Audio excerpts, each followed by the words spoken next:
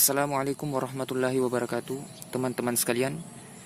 Pada video kali ini saya ingin mereview Melon Action 434 pada proses pemilihan buah atau proses penetapan atau pertumbuhan awal buah ya. Baiklah. Usia melon ini kurang lebih sebulan ya. Sudah lebih sebulan ya. Baiklah, ini dia. Baru kemarin digantung ya. Seperti ini. Ini.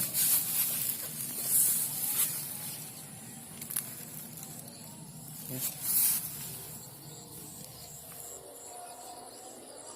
Ini dia.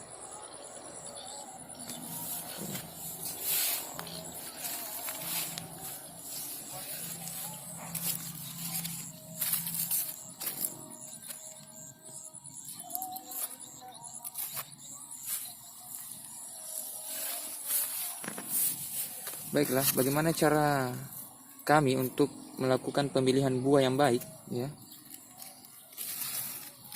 pada melon? Pertama kami menghitungnya ya dari tangkainya 1, 2, 3, 4, 5, 6, 7, 8, 9. Ini buah yang 9, buah yang tangkai 9. Dan kita ketahui bahwa melon itu di setiap tangkai daunnya itu akan mengeluarkan tangkai buah ya. Kenapa kami memilih buah yang ke-9? Buah ke-9 ke atas ya. Saran kami adalah memilih buah yang 9 ke atas. Buah yang 10, 11, 12. Ya, 12. Itulah buah-buah yang baik untuk dijadikan buah utama ya, pada melon kita. Kenapa? Karena biasanya pada buah-buah melon yang ini akan memiliki bentuk yang lebih lonjong ya ketika masih kecil,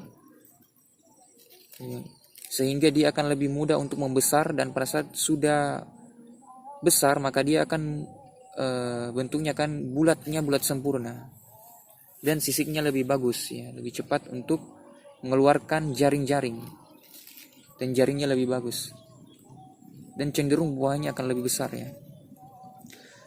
Beda dengan kalau kita menentukan buah yang agak di bawah, seperti buah 5, buah 6, buahnya biasanya tidak terlalu besar ukurannya ya, dan tidak terlalu besar, dan akan kita sulit untuk menggantungnya. Kita akan sulit untuk menggantungnya karena buahnya terlalu di bawah, sehingga walaupun kita menggantungnya maka buahnya tetap akan menyentuh bagian bagian atas mulsa ini, sehingga buahnya bisa saja cacat ya, karena ada bagian tidak terkena sinar matahari, atau dia busuk ya, bagian bawahnya bisa terkena busuk ya, busuk buah ya, karena bagian bawahnya lembab.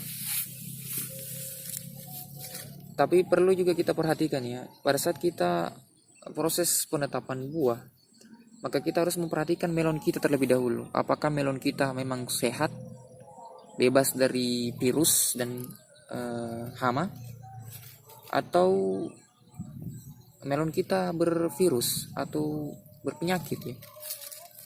Karena buah melon itu, proses pertumbuhan buah melon dan kualitas buah akan dipengaruhi oleh tanamannya sendiri, tumbuhannya. Ketika tanamannya sehat, daunnya sehat, ditandai dengan seperti ini, hijau tua ya, tidak keriting ya, dan pucuknya masih tetap jalan ya, masih baik, belum buntu, maka ini faktor yang utama ya. Berarti buah melonnya akan baik ya, akan cepat besar jika kita memberikan pupuk yang cukup, penyemprotan secara teratur, dan insya Allah kita akan mendapatkan hasil yang baik. Tetapi